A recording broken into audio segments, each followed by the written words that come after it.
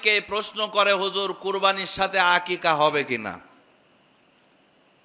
আপনাদের কি মনে হয় হবে? বলেন সুবহানাল্লাহ। কুরবানির সাথে আকিকা সাহাবায়ে কেরাম দিয়েছেন।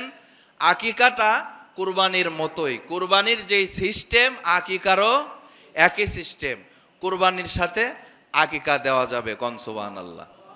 প্রিয় ভাইরা আমার, এবং কুরবানির গোশতটা আমাদের সামাজিক একটা সিস্টেম আছে। আমি সেটার উপরে হস্তক্ষেপ করতে যাব না। আমি সেটার উপরে হস্তক্ষেপ করতে গেলে সমাজে ঝামেলা তৈরি হবে। আমি চাই না ঝামেলা করতে।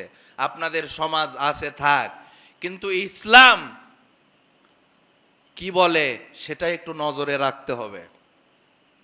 প্রিয় ভাই বাবাজিরা আমার, ইসলাম আপনার প্রতিবেশীকে হক আদায় করার কথা বলেছে। ইসলাম আপনাকে বলে নাই আপনার সেই গোশতের 3 ভাগের 1 ভাগ আপনি এমন লোককে মালিক বানায়া দিবেন, যেই লোক কুরবানির দিতে পারে নাই, গরিব, তাকে মালিক বানাতে হবে। তাকে কি বানাতে হবে? কথা কি আমার বোঝা যাচ্ছে ভাই? বোঝা যাচ্ছে? আপনি 1 ভাগ এমন লোকগুলোর কাছে দিয়ে আসলেন, তারা সামের মাতব্বর, তারা কি মাতব্বরের কাছে মালিক বানায় দিলেন। সে মাতব্বর কি সিস্টেমে দিচ্ছে তাদের ব্যাপার। কথা কি বোঝা যাচ্ছে? হাবিল এবং কাবিল হযরত আদম আলাইহিস সালামের 2টা পুত্র। এক ভাইয়ের নাম হাবিল আর এক ভাইয়ের নাম কাবিল। হাবিল হলো ছোট, কাবিল হলো বড়।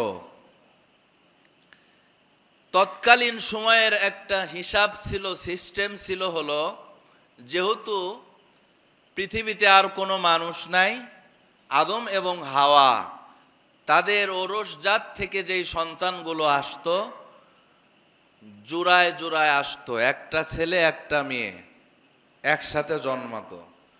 পরবর্তীতে জন্মতো আবার একটা ছেলে একটা মেয়ে। তো পরের ছেলে আগের মেয়ে, পরের মেয়ে আগের ছেলে, এভাবে বিবাহের একটা সিস্টেম ছিল। এইভাবে আকলিমা নামক একটা বোন হাবিল কাবিলের, খুব সুন্দরী, যেটা আসলে সিস্টেম অনুযায়ী হয় হলো কাবিলের। কার হয়? কাবিলের। হাবিল এবং কাবিল এই 2 ভাইয়ের মধ্যে একটা দ্বন্দ্ব লেগে যায় ওই সুন্দরী বোন আকলিমাকে বিয়ে করার জন্য। এভাবে যখন বিদ্বন্দ্ব শুরু হয়ে যায়, আল্লাহ পাক রব্বুল আলামিন দুজনের মধ্যে একটা মীমাংসা করে দেন যে তোমরা দুজনে আমার একটা পরীক্ষা দাও।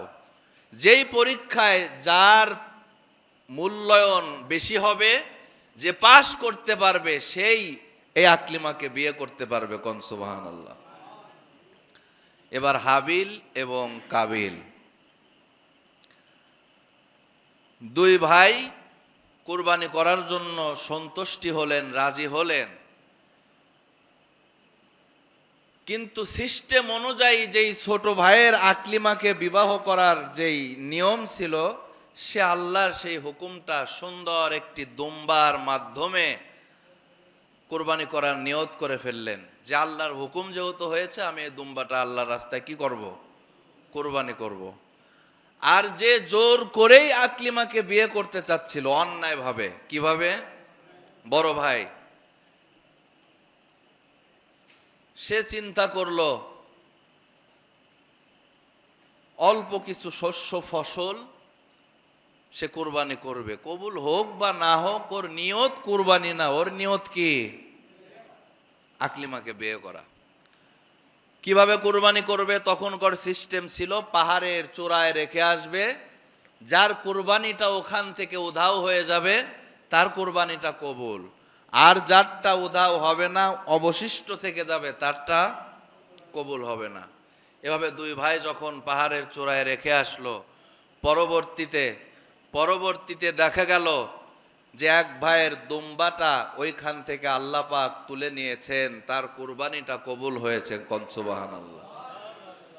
আর যে অন্যায়কারী ছিল, জুলুমকারী ছিল, তার যে নিয়ত যার ঝামেলা ছিল তার শস্য ফসলগুলো ওভাবেই রয়ে গেছে। এখান থেকে আরো তাদের শত্রুতা বৃদ্ধি পাইল।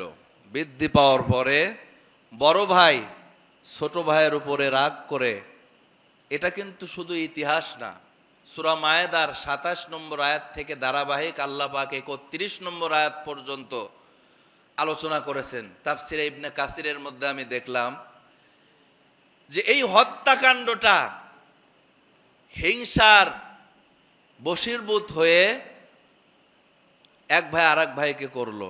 পৃথিবীর সর্বপ্রথম হত্যা, পৃথিবীর সর্বপ্রথম কি হত্যা, এবং সেটি নারী